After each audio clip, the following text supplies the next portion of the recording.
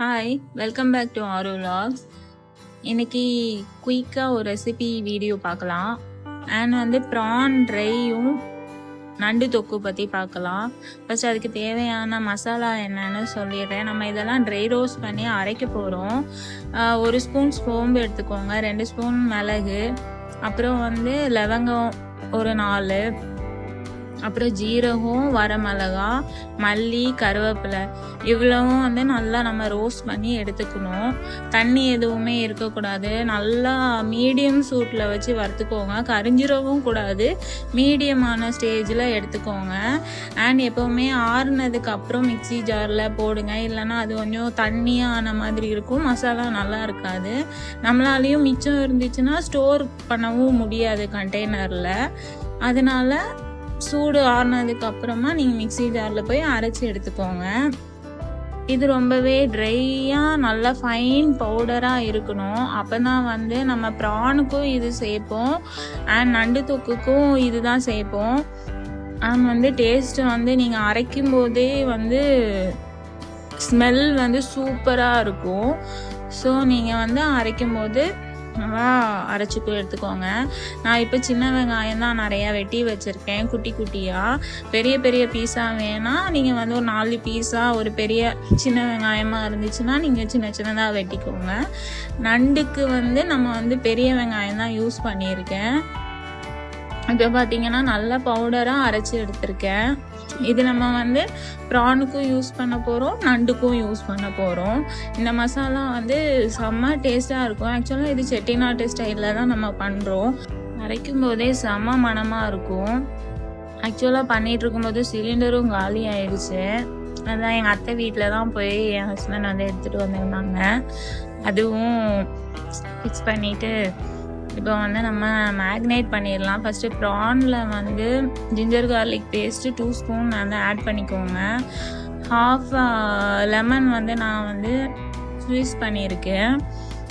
And இன்றைக்கி எங்கள் வீட்டில் மீன் குழம்பு தான், எல்லாமே வெரைட்டி. அண்ட் தேவையான அளவு உப்பு ஃபஸ்ட்டே நீங்கள் இதில் போட்டு மிக்ஸ் பண்ணி வச்சுருங்க. ஏன்னா அது ப்ரானோடு சேர்ந்து நல்லாவே ஊறணும் நமக்கு.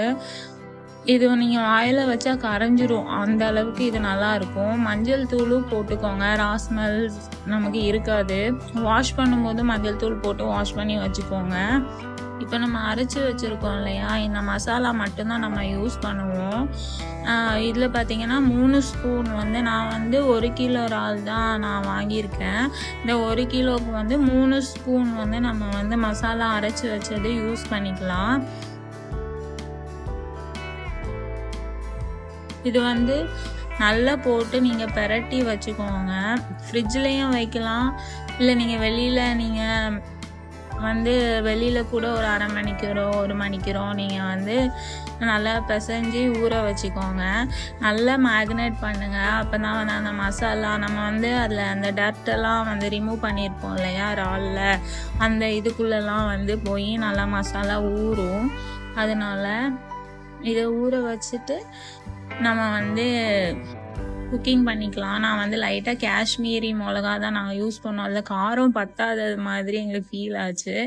அதனால நாங்கள் கொஞ்சமாக 1 spoon dry chilli powder add பண்ணியிருக்கோம். அண்ட் பெப்பர் தூளும் காரத்துக்கு ஏற்ற மாதிரி நீங்கள் ஆட் பண்ணிக்கோங்க. இப்போ இதெல்லாம் போட்டு நல்லா பெரட்டி கூட கருவேப்பிலையும் வேணா போட்டுக்கோங்க, அதுவும் நல்லா இருக்கும். இது செட்டிநாடு ஸ்டைல்னால நம்ம கருவேப்பிலை அந்த ஸ்மெல்லாம் நல்லா இருக்கும். இது கூட இது மீன் குழம்பு தான் ரெடி ஆகிட்டுருக்கு. ஆக்சுவலாக நாங்கள் இன்றைக்கி வெலை மீன் தான் வாங்கியிருந்தோம். அதனால் பெங்களூரில் வெலை மீன் ரேட்டு 700 ரூபா. அதனால் அது வாங்கணும். என் பையனுக்கு ஆக்டோபஸ்னால் ரொம்பவே பிடிக்கும். அதனால் அதுவும் வாங்கி கனவா வாங்கினோம். அதுவும் வாங்கிட்டு அதுவும் சும்மா வத்தல், மஞ்சள் பொடி, ஜிஞ்சர் கார்லிக் பேஸ்ட்டு இதெல்லாம் போட்டு பெரட்டி சும்மா ட்ரை ரோஸ்ட் மாதிரி தான் பண்ணோம். சாப்பிட்டா அதுவுமே ஃப்ரெஷ்ஷாக வந்திருக்கும் போல். அதனால இன்றைக்கி நல்லா இருந்துச்சு சாப்பிட்றதுக்கு. குழம்பும் ரெடி ஆகிட்டே இருக்குது. இப்போ நான் மண் சட்டி தான் யூஸ் பண்ணுறேன். நீங்கள் கடாயில் கூட பண்ணலாம், டேஸ்ட் நல்லா தான் இருக்கும், அவ்வளோவான டிஃப்ரென்ஸ் இருக்காது. அண்ட் இதில் கொஞ்சமாக கடுகு சேர்த்துக்கலாம், அப்புறமா ஜீரகம், கருவேப்பிலை, இது மட்டும். நான் சின்ன வெங்காயம் தான் வெட்டி வச்சுருந்தேன்ல அதெல்லாம் சேர்க்குறேன். அது கொஞ்சம் நல்லா கொஞ்சம் கோல்டன் ப்ரௌன் கலரில் வர்றது வரைக்கும் நல்லா வதக்கிக்கோங்க. ஆக்சுவலாக அந்த வெங்காயம் எல்லாமே ப்ரான் கூடலாம் கரைஞ்சி தொக்கு மாதிரி ஆயிடும். அதனால் இது வந்து கொஞ்சம் கோல்டன் ப்ரௌன் கலரில் வர்றது வரைக்கும் நல்லாவே நீங்கள் வறுத்துக்கோங்க. இது டேஸ்ட்டு சூப்பராக இருக்கும். இது ஆக்சுவலாக என் ஹஸ்பண்ட் தான் பண்ணுறாங்க, நான் சும்மா சப்போர்ட்டாக தான் இருந்துகிட்ருக்கேன். நானும் பண்ணுவேன். இது டேஸ்ட் வந்து சூப்பராக இருக்கும். சின்ன வெங்காயம் நல்லா வதங்கினதுக்கு அப்புறமா நீங்கள் இறால் வந்து இதில் ஆட் பண்ணிக்கோங்க. இதில் நம்ம அடிஷ்னலாக எந்த மசாலாவும் நம்ம ஆட் பண்ண போகிறதே கிடையாது. நம்ம என்ன மசாலா போட்டு நம்ம பிரட்டி வச்சுருக்கோமோ அது மட்டும்தான் இதில் இந்த சின்ன வெங்காயத்துக்குள்ளே போட்டு நம்ம வந்து கிண்டி இறக்கிடுவோம். ஆனால் வந்து குழம்பும் நல்லா கொதிச்சிருச்சு, அதான் மீன் வந்து போட்டுட்ருக்கேன். ஆக்சுவலாக வந்து இது ராமேஸ்வரம் அந்த சைட்லலாம் இந்த மீன் குழம்பு வந்து ரொம்பவே ஃபேமஸ். எங்கள் அத்தை சூப்பராக பண்ணுவாங்க, எங்கள் ஹஸ்பண்டோட அம்மா சூப்பராக பண்ணுவாங்க, டேஸ்ட்டு சூப்பராக இருக்கும். என் வீட்லேயும் மீன் குழம்பு பண்ணால் என் ஹஸ்பண்ட் சின்ன வயசுலேருந்து அந்த மாதிரி குழம்பு சாப்பிட்டு பழகிட்டாங்களா, அதனால் அவங்களுக்கும் எங்கள் கன்னியாகுமரி ஸ்டைல்லனா தேங்காய் போட்டு வைப்போம். அது அவங்களுக்கு அவ்வளோவா சாப்பிட மாட்டாங்க. என் பையனும் இந்த குழம்பே சாப்பிட்டு பழகிட்டான், அதனால் மேக்ஸிமம் இந்த மாதிரி தான் வைப்போம். இது தோசை, இட்லி, ரைஸ்க்கு எல்லாத்துக்குமே நல்லாயிருக்கும் இந்த குழம்பு.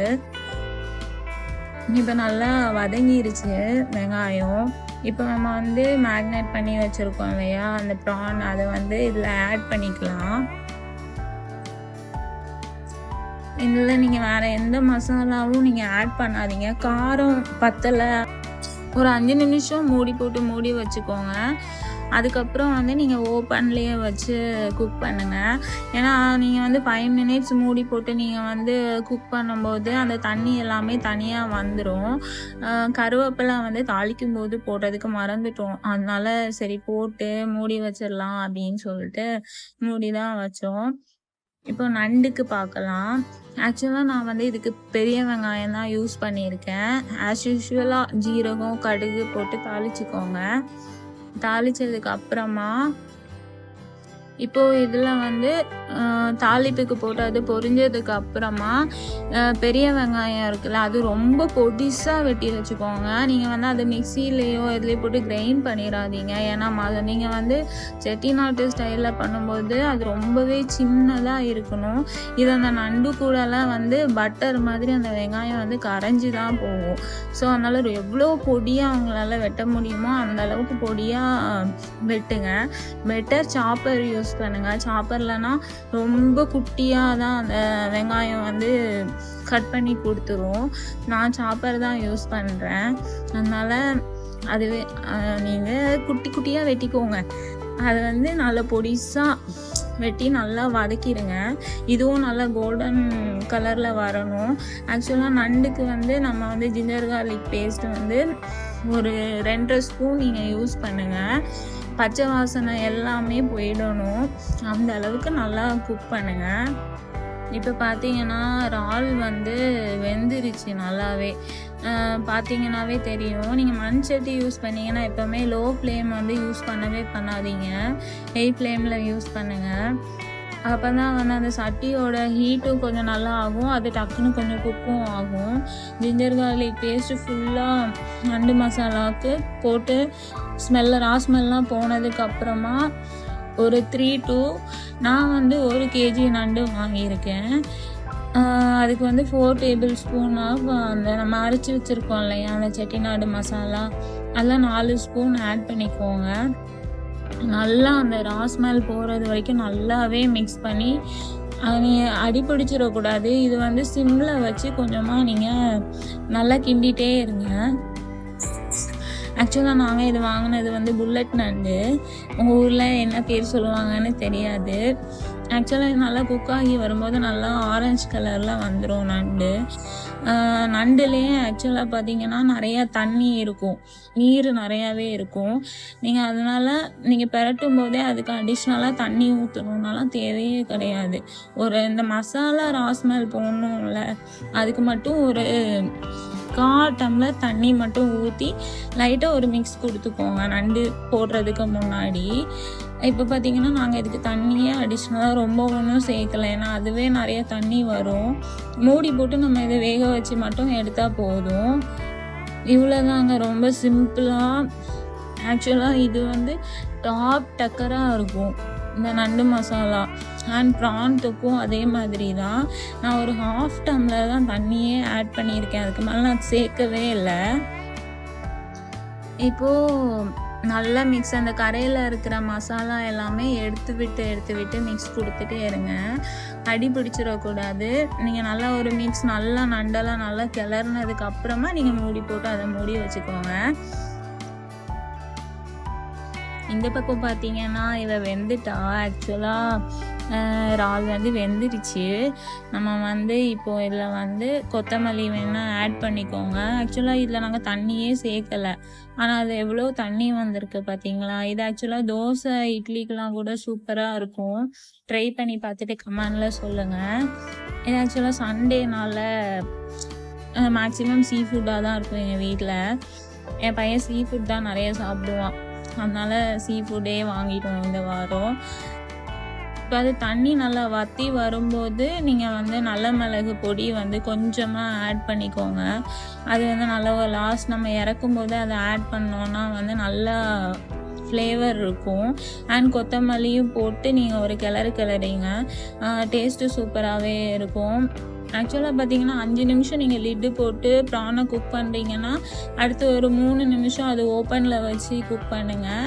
இல்லைன்னா ப்ரான் ஓவர் குக் ஆன மாதிரி இருக்கும். இது ரொம்ப சாஃப்டாக இருக்கும் உங்களுக்கு இந்த மாதிரி குக் பண்ணிங்கன்னா. கலர் பார்த்தாலே உங்களுக்கு தெரியும், சூப்பராக இருக்கும். இது தோசை இட்லி ரைஸ் எல்லாத்துக்குமே இது சூப்பராக இருக்கும், ட்ரை பண்ணி பார்க்குங்க. சில ப்ரான்னா குக் பண்ணால் நமக்கு ரப்பர் மாதிரி ஆயிரும், சாப்பிட்டாலும் சவுன்னு இருக்க மாதிரி இருக்கும். ஆனால் இது அப்படி இருக்காது. எப்போவுமே சீ ஃபுட் ஐட்டம்லாம் பொறுத்தளவில் இந்த மாதிரி ப்ரானெல்லாம் நம்ம இந்த மாதிரி குக் பண்ணி சாப்பிட்டா ரொம்பவே நல்லது. இப்போ நண்டும் ரெடி ஆயிடுச்சு. இது என்ன பண்ணணும்னா நம்ம நல்லா மிக்ஸ் கொடுத்துட்டே இருக்கணும். இது ரொம்ப குழம்பா வேணாலும் நீங்கள் இந்த மாதிரி குழம்பா கூட சாப்பிட்லாம். நாங்கள் கொஞ்சம் ட்ரையாக தான் பண்ணுறோம். இது சளியெல்லாம் இருந்துச்சுன்னா கூட நம்ம மிளகு, அப்புறம் முழு கொத்தமல்லி, அந்த சீடு இருக்குல்ல, அது எல்லாமே இதில் வச்சுருக்கோம். நம்ம ரோஸ்ட் பண்ணி அரைச்சிருக்கனாலவே இது நம்மளுக்கு சளியெல்லாம் இருந்துச்சுனாலும் இது போயிடும். ஆக்சுவலாக என் ஹஸ்பண்ட்லாம் நல்லா பண்ணுவாங்க. அவங்க தான் சொல்லுவாங்க சுற்றி இருக்கிறதெல்லாம் எடுத்து விடு, அப்போ தான் நல்லா இருக்கும்னு. நண்டு பார்த்திங்கன்னா இந்த மாதிரி தான் இருக்குது. ஆக்சுவலாக லாஸ்ட் இதில் கொஞ்சமாக சாதம் போட்டு கடாய் சாதம் நீங்கள் பரட்டி சாப்பிட்டாலும் சூப்பராக இருக்கும். ஆக்சுவலாக நீ பார்த்திங்கன்னா எங்கள் வீட்டில் ஃபிஷ் ஃப்ரை, ப்ரான் அண்ட் நண்டு தொக்கு தான். நான் நண்டு தொக்கு வச்சு தான் ஆக்சுவலாக ரைஸில் பரட்டி சாப்பிட்றேன். அண்ட் குக் வித் கோமாளி பார்த்துட்டு